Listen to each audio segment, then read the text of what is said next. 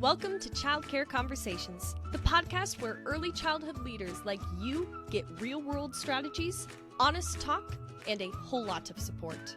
Whether you're running one center or many, we're here to help you lead with confidence and clarity. This episode is brought to you by this quarter's sponsor, Playground, the all-in-one childcare management software. We're all about managing monkeys and saving you time at your center. With this platform, you can. We're proud to partner with a team that's as committed to your success as we are. Learn more at tryplayground.com. Now, let's get into today's conversation, one we think you're really going to love. Welcome back to today's conversation. And today's co-host is Cindy Morgan with One Place Childcare. And we are going to, have a conversation. And today I am so excited about what we've decided we're going to talk about, which for me is all about change is inevitable. Growth is optional. Cindy, tell everybody who hasn't heard you before on the podcast how you got started in childcare and what you currently do.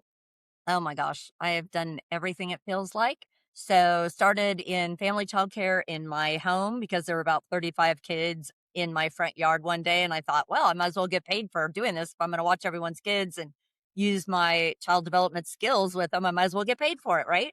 So then my family childcare was always busy and full and had a wait list. So then I opened my own center, started running those. Subsequently, I had no entrepreneurial background. I had no business degree. And in the middle of the night, I had a panic attack because I felt responsible for everyone on my teams and all of the employees and families that worked in my business. So I took a step back and then I migrated over to the world of nonprofit, ran a large nonprofit, grew it from sponsoring about 800 locations on the food program to well over 1,500, expanded into 13 counties, and really learned a lot about don't kick the can down the road because the whole thing just gets harder as you grow and scale. So okay, wait.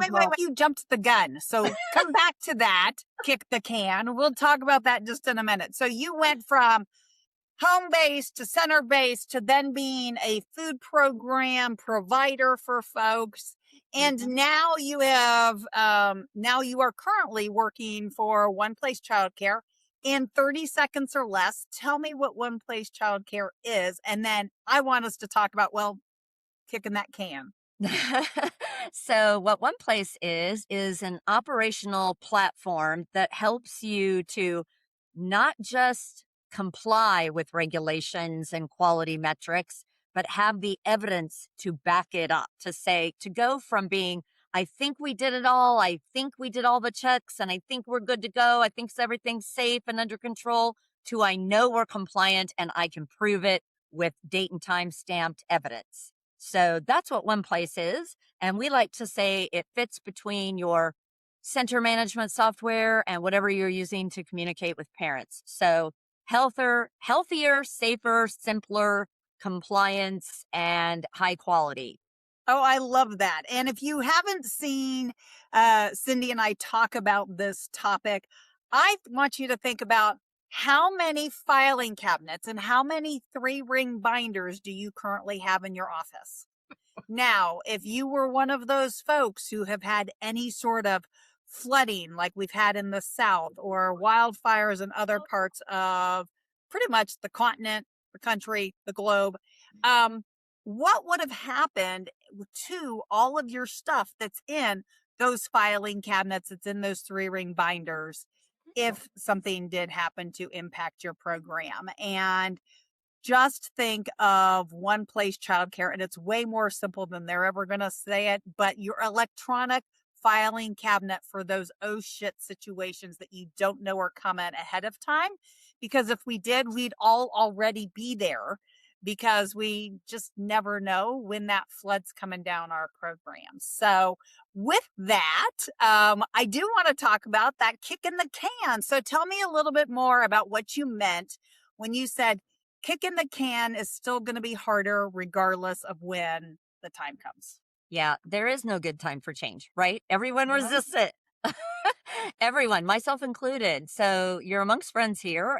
We we all tend to shy away from change.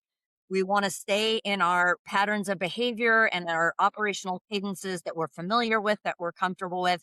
And dare I say, here in early education, we love paper. We love paper, and paper is a huge risk. Here's why. And I don't just mean paper either. It can be something like, well, we're beyond paper, Cindy. We're using Google Docs and Google spreadsheets and Google this and Google that. Great.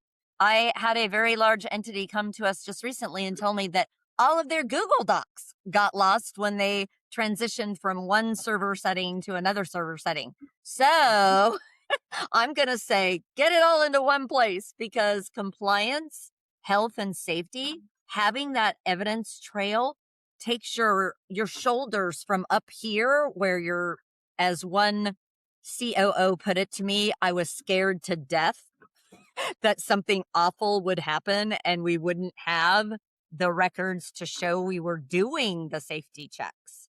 So yes, a flood could happen, a fire could happen, but even a Google Doc can go away. So when you have a cloud-based system backed up by a third-party software company, you are able to, even if the whole house burns down, you can be up and running again in seconds because it's cloud-based. So what I meant by kicking the can down the road is, when I'm working with multi-locations, I think back to myself as I was growing and scaling and in growing my food program.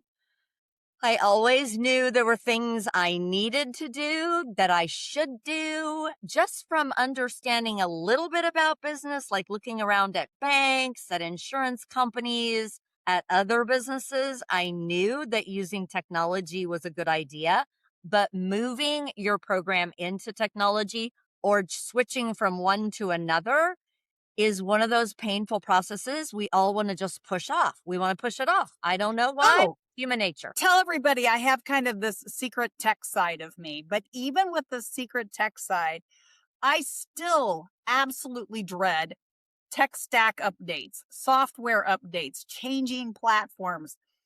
I mean, I still have a fairly old phone because I don't want to update the phone. I do the same thing with my laptops. I keep them until literally they're dead. And then that gets expensive because then I have to go figure out how to get the hard drive content, Yeah. right? But Yeah. absolutely. I mean, I think all of us, right? We all have that point of, ooh, how painful is that going to be? And I think that one thing to kind of remember is, when you're looking at different providers, know that some providers have some duplication. Some providers do some things extra super well, right? Hmm. And if customer service is something you are not really sure about, I mean, have conversations with whatever platform you're going to ahead of time. Share with them stories, ask them questions. I think you brought up a really good point, which is, but you can update now or you can update later. It's never going to be less painful. No. And sometimes you might have more pressure. So, like, if you find yourself in an oh crud situation where this is like where it used to be kind of a, yeah, we're thinking about it. And now it's a, ooh, right? So let's Yeah. talk about multi-locations. So you had multiple locations at your program. I was a director of an owner who had 4 locations. And I know that we spent tons and tons of time constantly sending feedback back to the owners. And so sometimes that gets really frustrating. But what's really great now is that more and more tools have things called dashboards. Tell me a little bit about why somebody might be looking for platforms with dashboards. How does that make life a little easier? Because again, it almost sounds like a buzzword, but if you don't know what a dashboard is or how or why to use one, you may not understand Oh why. my goodness. Why do I need one? Let me give you an analogy. Oh, so I think that everyone in childcare, especially the brands that are growing, whether you have one location and you're opening your second, or you're 3 to 5 and trying to push to 10, or your 10 locations pushing to 20, everyone is then in acquisition mode, right? And there's all these words. We used to just call it growing, expanding, right? Now it's growth and scaling, and there's all these fancy terms for it. No, it just means you're acquiring more schools, Well, and then it's more team green build or members. brown build or, Right, yeah. exactly, exactly. I really just don't care about the terminology as much as I care about what really happens is you have all these various team members. It's like herding cats. So now I own 3 schools. Well, that means there are 3 sets of teams who have their own ways of doing things. And that's genius, right? There's genius in there. And what you're trying to do is capture all of that genius and put it in one space, kind of collate it and say, okay, out of these 3 forms, which is the best? You're trying to get the cream of the crop to rise to the surface. Well, the longer you kick the can down the road, the harder it is to establish your brand's way of doing things. No matter what that brand thought process is, it really is difficult the bigger you get to establish those standards and make them consistent across all of your programs if you wait too late in the game. Now, I would conversely say that most of childcare will refuse to meet with their sales or their account manager, someone like me. What I try to do is I say, listen, tell me where the pains are. No, really, tell me more about that. No, tell me more about that. And then what I say back to you is what I'm hearing and from what I can see in your data, here are the 3 to 5 things that you should prioritize. Maybe shrink those 3 to 5 down to only 2 to 3 and really focus on those, get them established, get them moving inside your organization before you bite off anything else, right? Go through that process. Very short iterative goals mean you make progress that much faster. But please rely on your bench. Your bench is anyone that is serving your business. So whether it's your banker and you're going and asking them, what more can you do for me? If it's your insurance agent, what more can you do for me? If it's your software or technology partners, why should I keep using your platform? How are you going to continue to help me? What can you help me with right now? Do you have a reference or a suggestion for how I might solve this problem? You would be surprised how often vendors actually know the other support networks around an industry. We all know each other, right? And we're Oh, yeah. happy, I mean, we have happy ridiculous to amounts talk. okay. So let's just think this through. For those of you who go to conferences, Mhm. you come out, you chat with the vendors for like 15, 20 minutes, and you go back in a session for another 90. Mhm. Meanwhile, that 90 minutes you're in the session, the vendors are getting to know each other. They're asking, what do you do? How can we partner? Who's your ideal client profile? Mhm. We all get to know each other. So really, vendor references are great. And if you haven't listened to the episode that Alicia does, who is with Free Notes Harmony, um, Harmony Free Notes. She's an upcoming episode. If you haven't listened to her episode about having some vendor relations and what it means to pick vendors, definitely grab that one. Take Cindy's suggestions as well. Always ask I love that phrase. What can you do for me? Right. What I can you think help that's me with? really important. But Yeah. coming back to the whole kicking the can and Mhm. and delays, I mean, we see it time and time again. It doesn't matter. It could be. I mean, I had this conversation with a tax strategist, and he's like, "Yeah, I will give people numbers. I will show people how they can save money and or invest that money back into themselves versus giving it to the IRS to the tune of 6 figures." And people go, "I have to think about it." No, you But don't. Because it's 6 figures, you don't need to think about it at all. but then it's they figured it out and they're like, yes, I want to do this. But then it's 4 to 6 months to get the information to him so he can actually do the work. Like I don't as somebody, and again, I've realized that sometimes it might feel embarrassing because you may not want to admit that you've waited 6 months. So maybe 2 tax bracket years. I mean, the right 6 months, that could sting. Um, we So we sat here maybe and he talked about clients who he met the first time 4 years ago. Meanwhile, they have spent 100,000 or more every year over the last 4 years. Now, with tax credits and tax strategy, it doesn't necessarily mean that you don't pay that money somewhere. It means, though, that you're investing that money into things that give you tax credits that then build your personal wealth. So it's not like, ooh, I don't have to pay the 6 figures, but I get to pay it in a place where it supports me. All right, I'm off that soapbox. I'm not going to say I'm off all of them because Well, let me it's ask still a you one Monday. thing, Kate, because I mean, to me, that would have seemed like a no-brainer decision, right? Like if it's really like dollars and cents usually is a little bit easier for people to make decisions. So I think there's two things at play here. There is a lot of incoming messages to anyone in early education, and they have to try and prioritize what are the things they can make decisions about today and what they need more information about, things like that. So I encourage the folks listening here, if that's you, if you've just got so many emails, so many calls coming at you, and so many decisions you need to make, pull out a good old piece of paper and literally just make yourself a list of those, because it's likely spinning around in your brain a lot, and meaning that's giving you that feeling of overwhelm. Just get it out on a piece of paper that you can later throw away, and then put like, 1, 2, 3, 4 next to the ones that you can make right away. Don't worry about the rest for now, but just kind of get those done.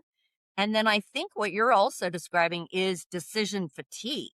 So, decision fatigue is where we're making so many decisions throughout the day. And are we making the right ones? Are we making them too quick, too slow? What? I try to tell people, have a rule, have some sort of rule that guides you, a framework. I learned this from a mentor years ago. Never make a decision until you have at least 3 options in front of you, which, by the way, has saved my children over and over and over again, because I might have done something really bad to one of my teenagers if I didn't have 3 options. Keep them alive, don't keep them alive. The third one was the one that I had to come up with, right? If you've been through the teen years, you know what I'm talking about. So I'm just going to say, get 3 options on the table. At least if you've got 3 options, you can feel like you've done some due diligence. You'll feel more confident, all of those things. If it's a critical decision, say to yourself, okay, for critical ones, I'm going to come up with 5 options before I make a decision. But that way Okay. you're caged in. Right. Well, here's the thing. So here's the thing about decisions, right? So as a coach, I actually say I do more decision support than coaching, Mhm. because I think that sometimes it's worth, you have to find the right people to bounce those options off of, right? So Yeah. anytime that you're sitting here faced with decisions, in addition to your bench, look at who's outside your bench cheering you on that you're also talking to. Do you have a coach or a mentor or both? If Hmm. you don't, get one. Even coaches have coaches, Hmm. so make sure you've got somebody who is not, I love spouses and significant others. Don't get me wrong, but that is not who you discuss multi-million dollar decisions. If Plus, you it are ruins the even if fun you stuff. only have a single location, you are probably running close to $1 million a year in revenue. If the person you're talking to has never done that, that's not a person whose advice you take. And again, even though you might find somebody who's done it bigger, better, bolder, when did they do it? How did they do it? Because again, a homegrown, I went from family childcare to multi locations as a small business, is going to be different and have different levels of support than I opened a franchise. I now have 10 franchises, or 100%. I have venture backed capital and I just bought 20, right? So all of those, although we all face that decision fatigue, we're all struggling with a lot of the same kinds of decisions. Try to find some folks at where you want to be, some who are maybe a couple of steps ahead of you, and people who've actually really done it. I really do. I can't stress this enough. I like significant others, but chances are you want to keep them in your life. Same with your families and siblings. don't go to them with these problems, because then they get a little mad if you don't take their suggestions. And Cindy, we can't have that, right? No, I So want to keep dating my husband forever. He's I way love too that handsome. idea. He's way So, too handsome for me to ruin that way. so if you were going to be talking to somebody right now who's listening to this podcast and they're like, okay, it sounds good, but I can't even get my team to message the parents when I want them to. Okay. And I got people who still walk around with their phone all day. I don't know if I really want to give them another piece of technology that they have to use, because then, oh, Cindy, it sounds too hard. I just can't make this work. Well, first of all, you didn't get into business because you're afraid of doing hard things. Let's remind ourselves that we are not afraid to do hard things, number one. Number two, get somebody alongside you who's already done it. And I guarantee I hear these stories all the time. I can't get my staff to put their little booties on before they go in the infant classroom. I can't seem to get them all to show up in their uniform with all the right components on. I can't seem to get them to put all their devices and their personal backpack, their personal purse into the locked cabinet. It always ends up in the classroom, and then I've got to scold them for that and send them back to the staff room. That's a whole great use case for One Place. You can build that into the app. They open up the app, the very first checklist they see, it might say, are you in uniform? You can even embed a little photograph of what they should look like.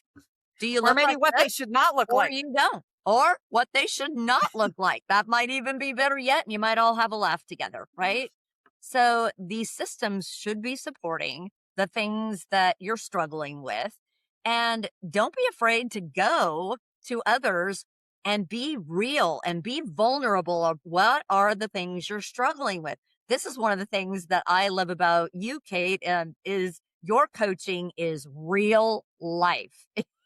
I have sat in these sessions where people have come in, tears running down their faces, don't have my contract yet, starting tomorrow. I've got this problem, this fire, that fire, where, I'm pulling my hair out, I'm losing my hair, whatever the deal is. And you calmly say to them, okay, come here. We're going to tackle this one step at a time, break it down to small bite-sized pieces, but do something. Because if you don't do anything, if you stand there frozen in your tracks, well, I can promise you your competitors around you are taking action. Some action, some forward movement helps you to build that momentum, and then you're off to the races, and you can tackle a lot more than you think you can. You really can. Oh, absolutely. And find your tribe. So, whatever you want to call them. And there are official, there's unofficial, there's paid, there's not paid. Just find a group of people that who absolutely will have your back and will support you 100%. So with that, thank you so much for today's conversation. And if you don't already subscribe to our newsletter, go to childcareconversations.com, sign up for the newsletter. The podcast comes out twice a week, and so does the newsletter. And we can't wait to have our next conversation with you. Thanks for tuning in. We love bringing you real talk and fresh insight from the world of early childhood education. Be sure to follow us on social media to stay connected and catch all of the latest episodes. And if you're planning a conference, training, or special event, Kate and Carrie would love to speak to your audience. You can learn more about their keynote sessions and workshops at kateandcarrie.com. If you learned something today, share the show and leave us a review below. We'll see you next time on Childcare Conversations.